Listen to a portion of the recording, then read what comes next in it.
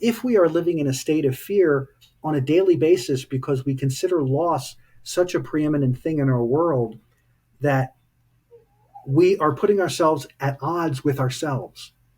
We are putting our soul and our ego at odds because the soul is simply holding the space for this incredible experience to be here on this planet doing whatever it is we're doing.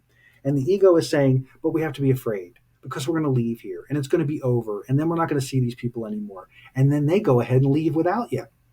And now your identity is completely screwed up because you don't know who you are without that person or that being or that thing in your life. And so now it becomes a process of evaluation. Well, what if that became a joyous process instead of a devastating process?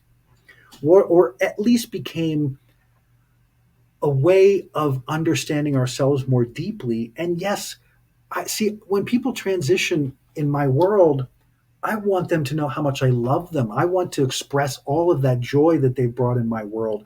I want to connect with them as deeply as possible prior to transition, but then I want that connection to last after transition because I want to know that I can feel into them and that I will get a sense of them wherever they are now because I have to feel into where they are now. And I don't know where that is because I haven't been there at least consciously, but I can feel into that. And then things show up in my world that tell me clearly without, and I know probably every one of you out there has had that experience where a loved one who's transitioned has a way of letting us know that they're showing up for us.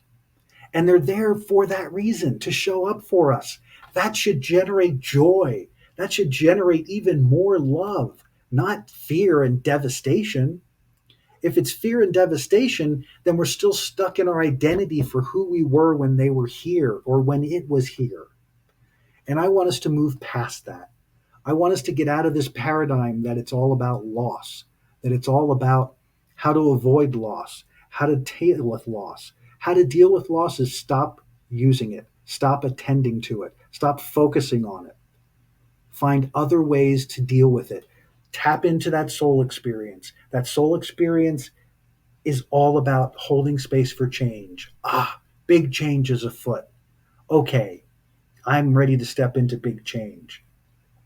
You don't have to have a devastating, horrible, miserable experience of people transitioning. You can have a joyous, positive, uplifting experience when you realize that the transition is that.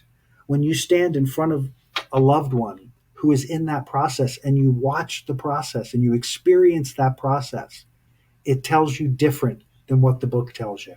It tells you differently than what the rest of consciousness of the world is telling you. It's a different process.